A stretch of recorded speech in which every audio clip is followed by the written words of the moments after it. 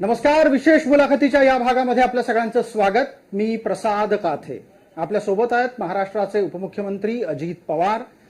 दादा नमस्कार. नमस्कार. आणि आपलं स्वागत जय महाराष्ट्रवर. थँक्यू. गुलाबी जॅकेट घालून कसं वाटतं तुम्हाला? स्मार्ट दिसताय पण तुम्ही.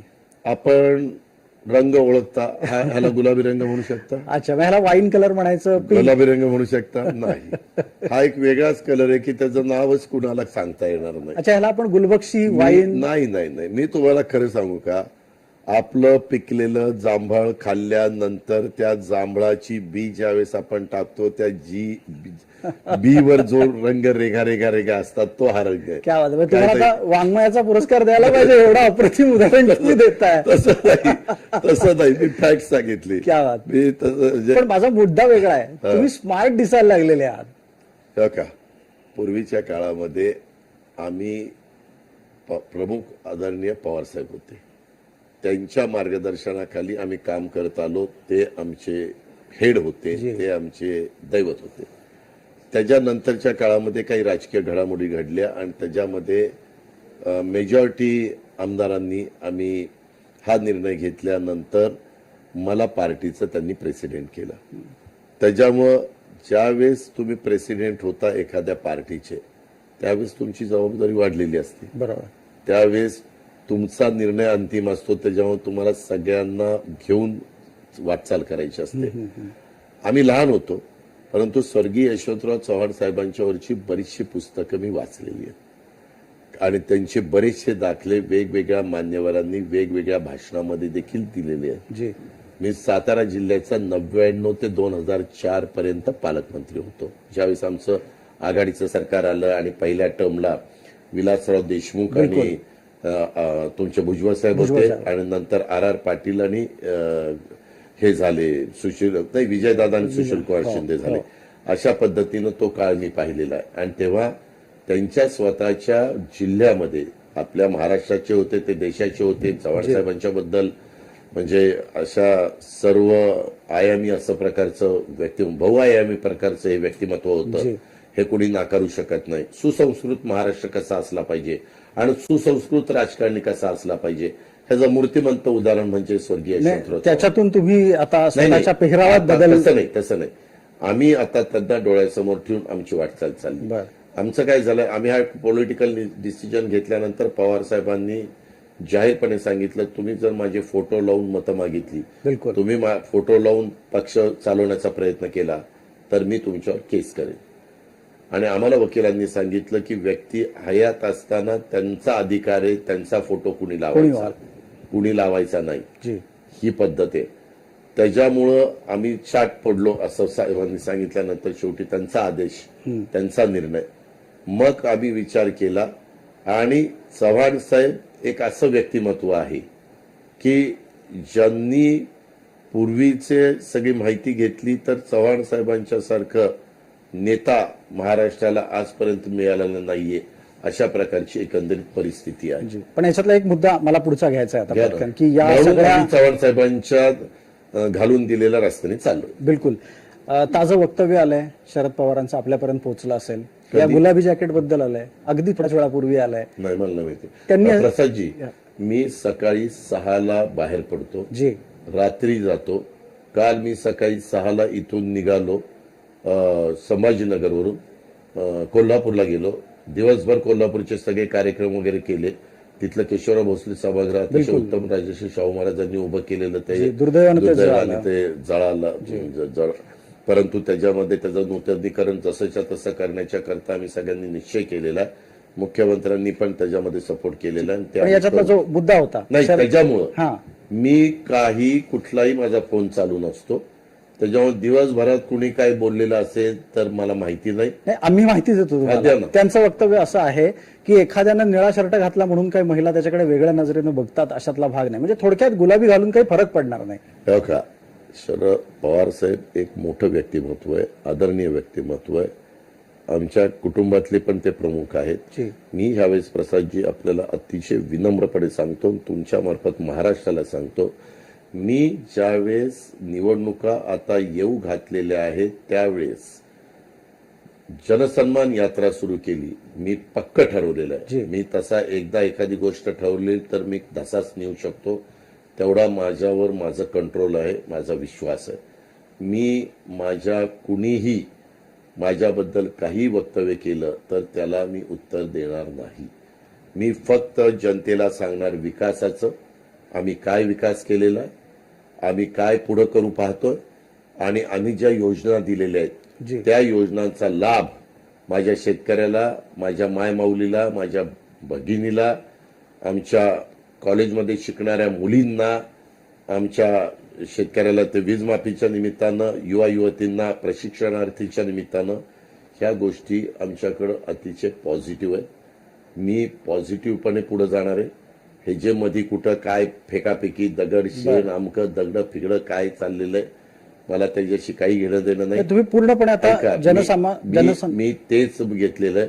त्याच्यामुळं असा तुम्ही प्रश्न विचारला तर मी सरळ म्हणणार ते वंदनीय मान्यवर आहेत. मला त्यांनी जे काही बोललेले आहेत किंवा वक्तव्य केलेले आहे त्या वक्तव्याला मला कुठलंही उत्तर द्यायचं नाही. बिलकुल. तुम्ही नो किंवा नो. पण या दरम्यान महायुतीमध्ये ज्या वेळेला शरद पवारांना लक्ष केलं जातं त्यावेळेला तुम्हाला सांगावं असं वाटतं भाजपच्या नेत्यांना की त्यांच्यासारख्या एका पूजनीय महनीय व्यक्तीवर बोलू नका म्हणून. हो का, ज्याचं त्याला कळायला पाहिजे. आम्ही ज्यावेळेस आपापसात चर्चा करत असतो त्यावेळेस ऑफ द रेकॉर्ड चर्चा बाहेर जाण्याचं काही कारण नाही. त्यावेळेस जे काही आम्हाला योग्य वाटतं ते आम्ही सांगतो. जी. एकनाथरावांना जे योग्य वाटतं ते सांगतात. देवेंद्रजींना जे योग्य वाटतं ते सांगतात. अशा पद्धतीनं आम्ही चर्चा करत असतो. दादा महाराष्ट्राचा यात्रा जनसन्मानाची असं एक आम्हाला याच्यातून सूत्र सापडलंय. जी यात्रा आपण सुरू केलेली आहे, तुम्हाला स्वतःला या यात्रेचा सेन्स काय जाणवलाय पहिल्या टप्प्यात?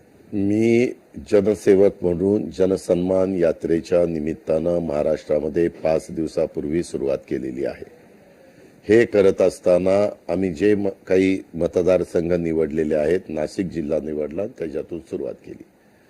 एक गोष्ट प्रसादजी मी अतिशय नम्रपणे मान्य करतो की ह्या वेळेसच्या अर्थसंकल्पामध्ये आम्ही 6 ते 7 योजना शेतकऱ्यांच्या करता, महिलांच्या करता, युवा युवतींच्या करता अशा पद्धतीनं देण्याचा प्रयत्न केला. हा प्रयत्न करत असताना मी हा 10वा अर्थसंकल्प सादर केला. मला आतापर्यंत अनेक अर्थसंकल्प सादर करण्याचा अनुभव आहे.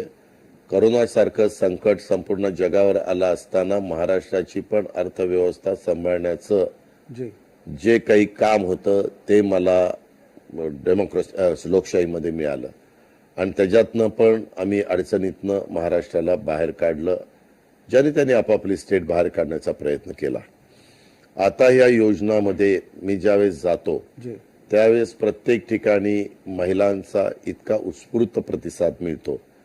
मी काल कोल्हापूरला कागलच्या परिसरामध्ये होतो, कोल्हापूर शहरामध्ये होतो, नंतर कोल्हापूरच्या आणखीन एका भागामध्ये होतो, तिथला मार्केट यार्डचा परिसर. मी जिथं जिथं माझे कार्यक्रम होतात तिथं नेहमी पुरुषांची संख्या मोठी असायची, महिला तुरळक असायच्या. प्रसादजी ह्यावेळेस महिला जवळपास कधी कधी 40%, 50% महिला आणि 50% पुरुष. आता काल तर इतकी मोठी कागलला सभा झाली, प्रचंड महिलांनी उत्स्फूर्तपणे प्रतिसाद दिलेला होता. पण आता आणि त्याच्यात ती लाडकी बहीण ही योजना त्यांच्यात इतकी पॉप्युलर झालेली आहे. मी आज आता येत असताना ज्यावेळेस मी धुळे शहर सोडलं आणि अहमदनगरमध्ये येत होतो त्यावेळेस येताना 1-2 ठिकाणी मी गाडी थांबवली आणि आमच्या कपाशीचे पीक आहेत इथं, कॉटन, सोयाबीन, मका, बाजरी ही पिकं ह्या भागामध्ये घेतली जातात. फार तजेलेदार पिकं आहेत कारण स्प्रिंकलर सारखा पाऊस पडतो. त्याच्यावर तुम्ही जरी बघितलं जाता येतं तर सगळं हिरवागार, गालीचा हिरवा पसरलाय, अशा पद्धतीनं आपल्याला ते पाहायला मिळतं. तर मी मुद्दाम एक 8-10 महिला काम करत होत्या म्हणून गेलो. मी तिथं एक छोटीशी वेल होती, त्याला एकाला विचारलं की हे कुणाची? तो म्हणला मी शेतकरी. किती एकर जमीन आहे? 4 एकर जमीन आहे. किती खोल आहे? 50 फूट खोल आहे. तिथं त्यांनी इलेक्ट्रिकचाही पंप घेतलेला होता आणि एक सोलरचाही पंप घेतलेला होता. सोलर पॅनल होते तिथं मी लगेच त्यांना विचारलं. ढगाळ वातावरण होतं. मी त्याला शेतकऱ्याला म्हणलं ढगाळ वातावरण असल्यानंतर पंप चालतो का? म्हणलं आता दाखवतो दादा. त्याने बटन दाबलं आणि 3 हॉर्सपॉवरची मोटार 2 हॉर्सपॉवर एवढं पाणी मारत होती. म्हणजे पंप चालतो. ढगाळ वातावरण असलं तरी देखील सोलर पंप चालतो. जो काही एक समज माझ्या महाराष्ट्रातल्या शेतकऱ्यांचा झालेला आहे किंवा इतरांचा पण झालेला आहे की सूर्यप्रकाश लख्ख पडल्याशिवाय सोलर पंप चालत नाही आणि दिवसभर लख्ख प्रकाश असेल तरच तो फुल पाणी फेकतो असं नाही. आता टेक्नॉलॉजी बदललेली आहे. पॅनल साईज कमी झालेली आहे. जास्त त्याच्यातनं ऊर्जा निर्माण करण्याची क्षमता त्या पॅनलमध्ये आहे. त्याच्यामुळं तोही समाधानी दिसला. त्यामुळे नंतर मी थोडासा तिथंच काही पावलं पुढे गेलो. तिथं महिला काम करत होत्या खुरपणीचं. तर मी त्यांना विचारलं तर त्या म्हणाल्या की दादा आम्ही खुरपणीचं काम करतो. पण एक महिला म्हणाली मी जरी खुरपणीचं काम करत असेल तर मी ह्या शेताची मालकीण आहे. आमच्या सासऱ्याला 12 एकर जमीन होती. 3 त्यांना मुलं. माझे पती जे आहेत ते बरोबरच होते. ते म्हणले तुम्हाला पंप चालू करून दाखवले ते माझे पती आहेत आणि ते आणि मी शेती करतो. मी माझ्या स्वतःच्या शेतात स्वतः मशागत करत असते आणि ह्या बाकीच्या आहेत ह्या सकाळी येतात आणि साधारण सकाळी 8ला आल्यानंतर दुपारी 2ला निघून जातात. साधारण 200 ते 250 रुपये मी त्यांना रोजगार देते. अशा पद्धतीनं 200 रुपये तिने सांगितलं आणि अजून पुढे 2-3 तास काम केलं तर म्हणली 300. म्हणजे 2च्या नंतर 2 ते 3 जेवण केलं तर पुन्हा 3 ते 5.5 केलं तर म्हणले अजून 100. असं ते सगळं तिनं सांगितलं. ते बघितल्यानंतर मी त्यांना म्हणलं तुम्ही लाडकी बहीण योजनेचा फॉर्म भरला का? ताबडतोब सगळे म्हणलं की आम्ही फॉर्म भरलाय. बरोबर. म्हणजे एका बाजूला सोलार असलेला शेतकरी लाभार्थी असणार आहे, त्याच घरात त्यांची महिला पण. नाही ते कसं झालं, तो लाभार्थी सोलरचा आहे. आपली अट काय आहे, त्या व्यक्तीचं उत्पन्न कुटुंबाचं 2.5 लाखाच्या आतमध्ये पाहिजे. बरोबर. ह्यांची शेती आहे ती फक्त त्याच्यामध्ये खरीपामध्ये चालते. आता हा खरीप हंगाम आहे. कापूस एकदा गोळा झाला की 4 एकरच्या जागेमध्ये त्यांना इतके पैसे त्या ठिकाणी मिळत नाही. 4 क्विंटल कापूस त्या ठिकाणी एकरी पडतो. 4 चोक 16 जरी धरले तरी त्या भावचा विचार केला तर ते 2 लाखाच्या आतमध्येच आहे. त्याच्यावर त्याची बायको पण त्याच्यामध्ये बसणार. तिनंही फॉर्म भरला. ती फक्त ती म्हणली ऑनलाईन करताना थोडासा मला विलंब लागला. याचा अर्थ मी जिथं जिथं थांबतो पुढे नंतर एक महिलांचा ग्रुप दिसला चोपड्याचा. ते माझ्या स्वागताच्या करता थांबलेल्या होत्या. सगळ्या मायनॉरिटीच्या महिला होत्या. सगळ्यांनी बुरखा घातला होता. थांबल्यानंतर मी त्यांना विचारलं, मी प्रत्येकाला विचारतो तू काय काम करते? त्या म्हणल्या आम्ही मोलमजुरी करतो. परंतु आम्ही पण ह्याचा फॉर्म भरलेला आहे. तुमच्या या मुसलमान महिलांमध्ये आम्ही आज अशीही गोष्ट पाहिली की बऱ्याचशा गुलाबी हिजाब घालून आल्या होत्या. गुलाबी हिजाब घालून आलेल्या होत्या, बुरखा घालून आलेल्या होत्या. त्या अतिशय व्यवस्थितपणे खुर्चीवर बसून माझं भाषण ऐकत होत्या. त्यांना ती योजना पटलेली आहे. त्यांना आम्ही सांगतो की विरोधक या योजनेचा विरोध करतायत, पण त्या हात वर करा की योजना चांगली आहे. आहेवाल्यांनी हात वर करा तर सगळे हात वर करतात. नाहीवाल्यांनी हात वर करा कुणी हात वर करत नाही. कारण आज महिलांना सबल करायचंय आपल्याला. आज महिलांना सक्षम करायचंय. आणि प्रसादजी मी तुम्हाला खोटं नाही सांगत, मी पण महाराष्ट्राच्या या राजकारणामध्ये बरेच वर्ष आहे. मी ग्रामीण भागामध्ये पण काम केलेला कार्यकर्ता आहे. कारण मी पॉलिटिक्समध्ये यायच्या आधी शेती, पोल्ट्री, डेअरी आणि शेती करायचो. आजही मी शेतामध्ये वेळ मिळाली, बारामतीला गेलो की मी जातोच, एक चक्कर मारतोच. आणि मला त्याची आवड आहे. कारण आमच्या आजोबांनी केली, पंजोबांनी केली, वडिलांनी केली, चुलत्यांनी केली. आज मी पण करतो. माझी पुढची पिढी काय करणार आहे मला माहित नाही, पण मी आवडीनं ते करतो. सांगायचं तात्पर्य असं आहे की ह्याच्यामध्ये महिलांच्या मध्ये खूप उत्साह पाहायला मिळतो. 17 तारखेला आम्ही ह्याचा 3,000 रुपये 1500 जुलै 1500 2 महिन्याचा एकत्र हप्ता तुम्ही देताय. ऑगस्ट हा 3 महिन्याचे पैसे देतो. ते पैसे आल्यानंतर त्यांना पण खात्री पटेल की हे काही तात्पुरतं नाही. आणि आम्ही त्यांना सांगतो की विरोधक मुद्दाम चुनावी जुमला सांगतात. मी अर्थमंत्री आहे. मी फार अभ्यासपूर्ण हे केलेलं आहे. आज आमच्या बरोबर मुख्यमंत्री आहेत, उपमुख्यमंत्री आहेत.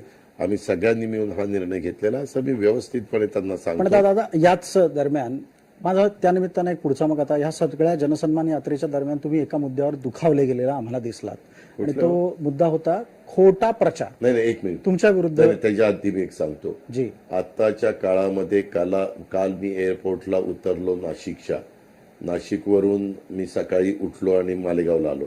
त्यावेळेस मला सांगण्यात आलं की एक असा रिपोर्ट आलेला आहे की थ्रेट परसेप्शन. जी, मला धुळ्यामध्ये आणि मालेगावमध्ये मी काळजी घ्यावी वगैरे त्या ऑफिसरने मला सांगितलं. मी म्हणलं ही तुमची जबाबदारी आहे, मी माझं काम करणार. मी 35 वर्ष काम करतोय. गर्दीच्या ठिकाणी जाऊ नका, अमुक करू नका, तमुक करू नका. मी म्हणलं आम्ही लोकसेवक आहोत, आम्ही जनसेवक आहोत, त्याच्यावर आम्हाला आमची तर कामं करायला पाहिजे. असं जर कोणी सांगायला लागलं की असा थ्रेट आले तर म्हणून तुम्ही आता आजचा दौरा कॅन्सल करा, तर मी करणार नाही म्हणलं. पण चर्चा तीच झाली दादा. तुम्हाला सांगितलं गेलं की मालेगाव आणि या परिसरात जाऊ नका आणि नेमके त्याच पूर्ण दिवसभर तुम्ही कोल्हापुरात होतात. त्यामुळे तुम्ही घाबरलात का काय? मुसलमानांमध्ये जायला घाबरताय का काय? असा नाही, एक मिनिट प्रसादजी, मला आज सांगितलं, काल नाही. अच्छा, काल रात्री मी उतरलो एअरपोर्टला तेव्हा आज सांगितलं.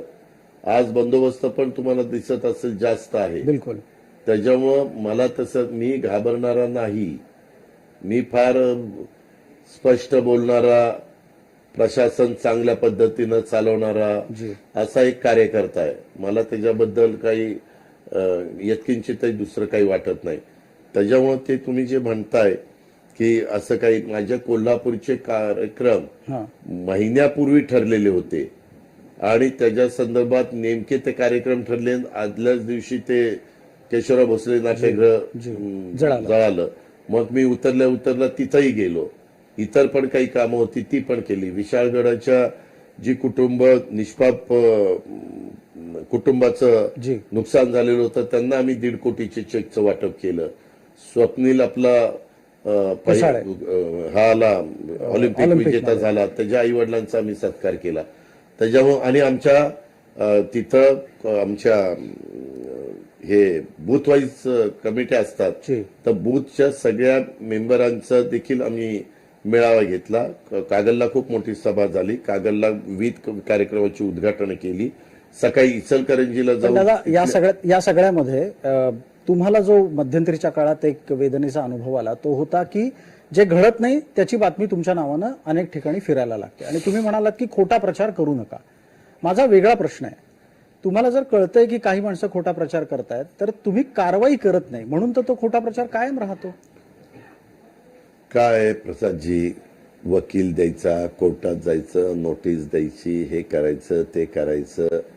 हे करायचं म्हटलं तर सगळं करता येतं, पण आपल्याला इतका व्याप आहे. आम्ही प्राधान्य त्या गोष्टीच्या पेक्षा मधी पण मी कपडे बदलून जायचो, ड्रेस काय मास्क लावून जायचो, टोपी घालून जायचो.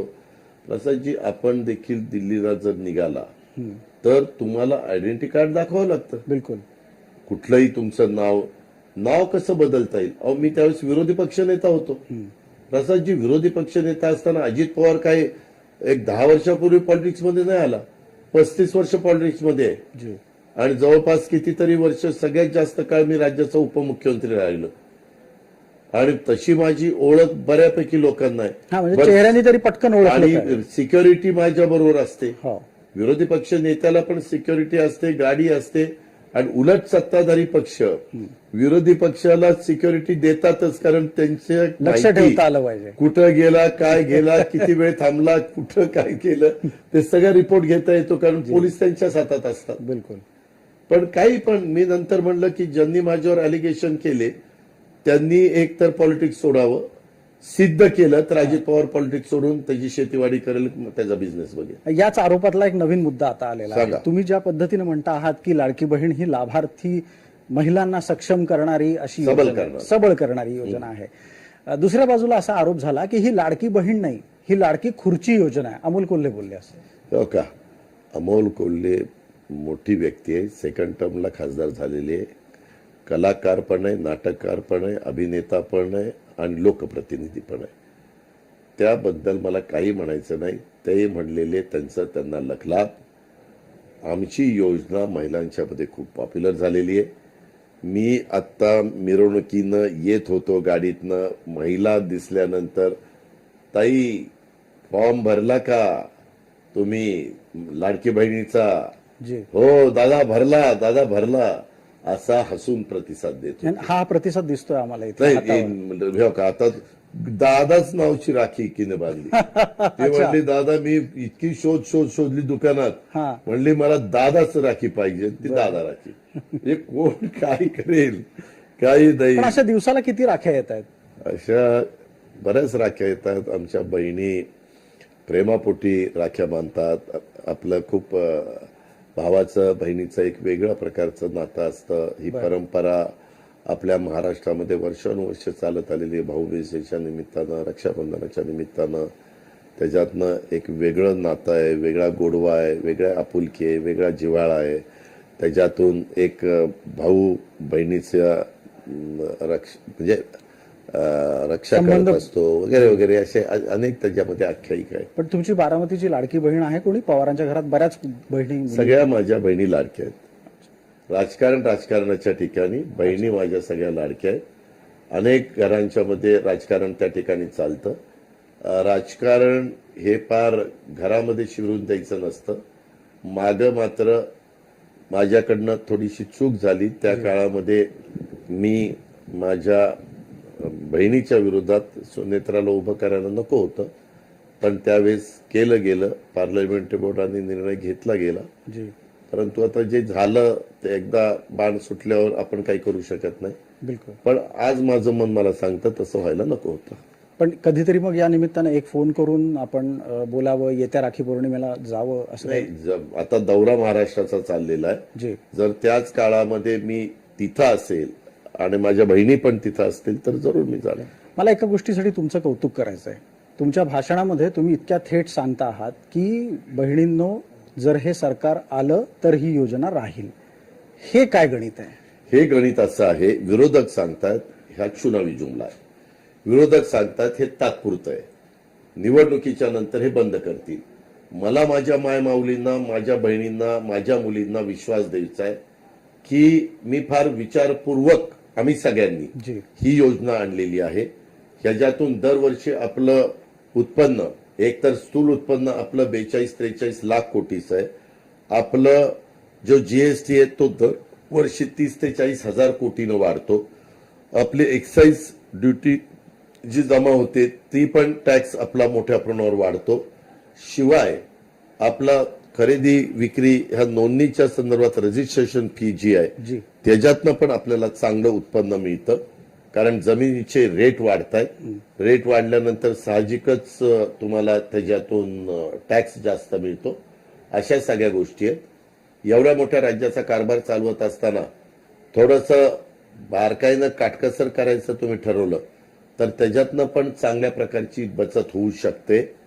वायफळ खर्च थांबवायचं ठरवलं तर त्याच्यातनं पण तुमची बचत होऊ शकते. त्याच्यामुळे आम्ही हे सगळ्या वेगवेगळ्या योजना दिलेल्या आहेत. त्याच्यात प्रसादजी त्या योजनांचा खर्च वर्षाचा 75,000 कोटी रुपये आहे. आपलं बजेट यंदाचं 6.5 लाख कोटीचं आहे. पुढच्या वर्षी माझा अंदाज आहे ते बजेट 7 लाख कोटीपर्यंत जाऊ शकेल. केंद्र सरकारने ज्या गाईडलाईन दिलेल्या आहेत की तुमच्या स्थूल उत्पन्नाच्या किती लोन तुम्ही उचलू शकता त्या सगळ्या असणाऱ्या नियमामध्ये आपण बसतो आणि तिथं कुठेही आपण बाहेर गेलेलो नाही. पण याच्यातला एक करदात्यांचा प्रश्न आहे. करदाते म्हणतात की आम्ही कर भरतो आणि तुम्ही असे पैसे वाटता. बरोबर नाही. कर कोण भरतो? ज्याचं उत्पन्न जास्त आहे तो कर भरतो. त्या प्रमाणात भरतो. बाबा 7 लाखापर्यंत उत्पन्न आहे त्याचा कर किती, 10 लाखाचा किती, 15-20 असं ते सगळं आहे. बिलकुल. आता तुम्ही सरकार कशाला चालवता? सरकार नुसतं आलेल्या महिन्याच्या महिन्याला अधिकारी कर्मचाऱ्यांचे पैसे देणं, पेन्शन देणं आणि काढलेल्या कर्जाचं व्याज देणं एवढं सरकारचं काम नसतं. सरकार लोकाभिमुख असलं पाहिजे. गरीब वर्गाला गरिबीतनं बाहेर काढण्याच्या करता सरकारने पावलं उचलायची असतात. प्रसादजी ह्या ज्या योजना आहेत त्या 2.5 लाखापर्यंत उत्पन्न वर्षाला असणाऱ्या कुटुंबाकरता आहेत. म्हणजे 20,000 रुपये महिन्याला उत्पन्न असणाऱ्या कुटुंबाकरता आहेत.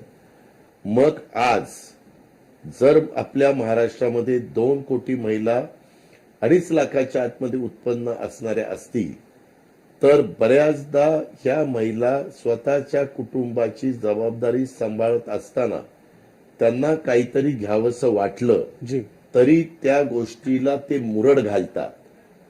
नको आपण नाही घ्यायचं, आपल्या मुलीला किंवा मुलाला तो खर्च करू, बिलकुल नको आपण नाही घ्यायचं, आपल्या कारभाऱ्याकरता आपण चांगलं जेवण देण्याचा प्रयत्न करू, अशी भावना पहिल्यापासून वर्षानुवर्ष तिच्या मनामध्ये ठासवण्याचं काम, बिंबवण्याचं बिंबवण्याचं काम काम. हे वडीलधाऱ्यांनी केलं, तिच्या आईने केलं, तिच्या सासूने केलं, तिच्या आत्याने केलं. असं करत करत आपण पण ऐकत ऐकत ऐकत आलेलो आहोत. आपण, तुम्ही भाऊ आणि बहीण घरात असाल तर आता 2च मुलं असतात म्हणून जी. वडील शिकवतात, परंतु पूर्वीच्या काळामध्ये 4 मुलं 4 मुली असले तर 4 मुलांना मात्र कॉलेजच्या शेवटपर्यंत शिक्षण मिळायचं. आणि मुली शाळेतच मुलींना बाहेर पडायच्या. 10वी झालं रे, बाद झालं, आता तुझं लग्न करायचं, सर घरात बस घरात बस.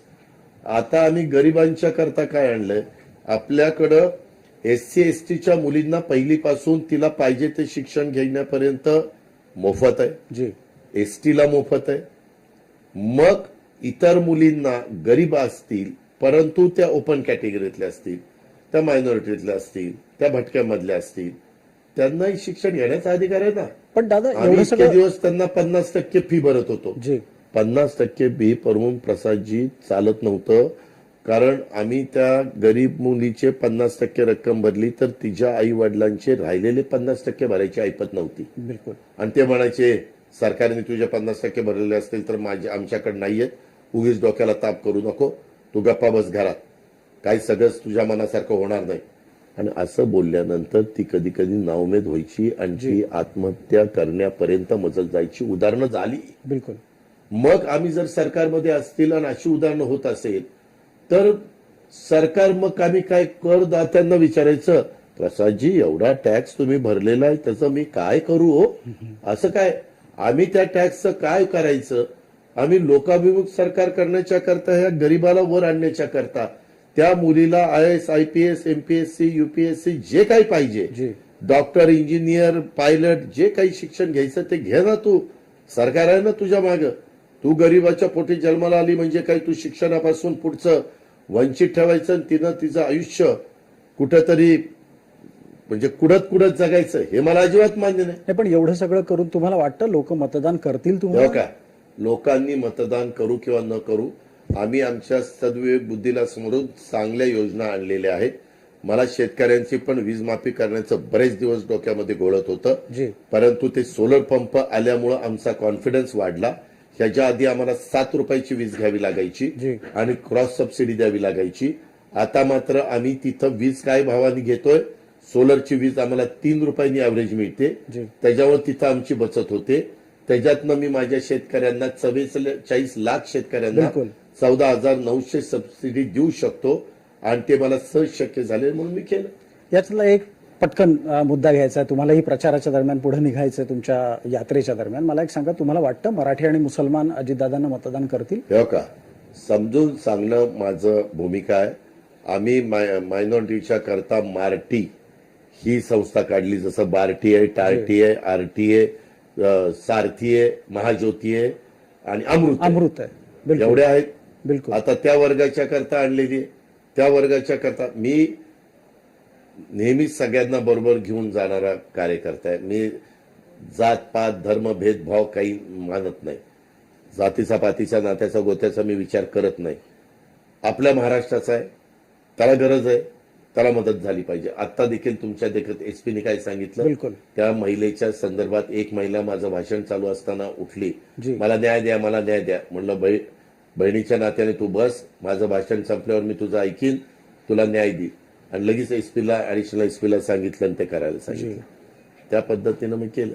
बिलकुल. पण या सगळ्या ह्याच्यात एक मुद्दा तुम्हाला बारीकपणे सांगता येणार आहे. हा सगळे सोयरेचा लढा जो सुरू आहे सध्या, तो राज्य सरकारसाठी आव्हानात्मक बनलाय का? तेव्हा का त्याच्याकरता मुख्यमंत्री सर्व पक्षीयांच्या सर्व नेत्यांची एकत्र बैठक बोलवतात. मागच्या बैठकीच्या मीटिंगमध्ये काही जण आलेले नव्हते, आता त्यांच्याशी त्यांनी संपर्क साधलेला आहे. लवकरच त्याबद्दलची मीटिंग होईल. त्याच्यामध्ये कुठलाही स्वार्थ मनामध्ये ठेवायचा नाही. महाराष्ट्राचं हित आणि मागणी करणाऱ्यांचं हित डोळ्यासमोर ठेवून पुढे जायचं. पण मराठा समाजाला आरक्षण मिळालं पाहिजे याबद्दल दुमत कुणाचंच नाही. विरोधक बैठकींना येतच नाही येत तुम्ही नाही. बोलवता. त्यावेळेस काही जण आले नव्हते, परंतु त्याच्यानंतर मुख्यमंत्री त्यांच्याशी बोलले. जी.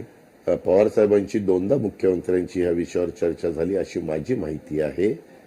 आणि त्याच्यानंतर आता पुढची मीटिंग लावल्यानंतर सगळे येतील अशी अपेक्षा आहे. बिलकुल. एक शेवटचा आणि अत्यंत महत्वाचा कळीचा प्रश्न जो सध्या महाराष्ट्राला पडलेला आहे, अजित पवार निवडणुकीचे निकाल लागल्यानंतरही महायुतीत राहणार आहेत का? का नाही राहणार? स्टॅम्पवर काय लिहून देऊ? मला काही कळत नाही. राजकारण हे विश्वासाने चाललेलं असतं आणि त्याच्यामध्ये अजून आपल्या इथं निवडणुका नाही का आमच्याबद्दल शंकेचं वातावरण, संशयास्पद वातावरण तयार केलं जातं मला तर काही कळत नाही. माझे इतके स्पष्ट मत असतात. तुम्ही कुठल्याही राजकीय लोकांशी बोला, ते आधी सांगतात कुठले प्रश्न प्रसादजी विचारणार आहात, उत्तर प्रश्न द्या, मग आम्ही त्याच्यातले काही कट करू. हे नाही विचारायचे, हे विचारायचे, हे नाही. एकदाही ज्या दिवशी राजकारणात आलो त्यावेळेस कुणी तुमच्यासारख्या कुठल्याही मान्यवरांनी आमची मुलाखत घ्यावी, जे पाहिजे ते प्रश्न विचारा. आपल्यामध्ये खोट नाही तर उत्तर द्यायला आम्ही घाबरायचं कारण काय? प्रत्येक प्रश्नाचं उत्तर आपल्याकडे आहे. कारण आम्ही आमच्या सौदेव बुद्धीला स्मरून काम करतो. आम्हाला समाजाचं भलं करायचंय, ही गोष्ट लक्षात घ्या. किती जागा निवडून येणार आहेत? किती जागा अजून वाटत नाही, काही नाही. आता तर वातावरण तयार करायला आम्ही सुरुवात केलेली आहे. हे वातावरण टेम्पो पुढं चढवत कशा पद्धतीनं सगळेजण करतायत आणि त्याच्यावर वोटर कुणावर किती विश्वास ठेवतात त्याच्यावर ह्या गोष्टी आहेत. बिलकुल. खूप खूप धन्यवाद. आपण अगदी मनमोकळेपणाने आमच्या सगळ्या प्रश्नांना उत्तरं दिली त्यासाठी. हे होते महाराष्ट्राचे उपमुख्यमंत्री अजित पवार. आपण पाहत रहा फक्त जय महाराष्ट्र.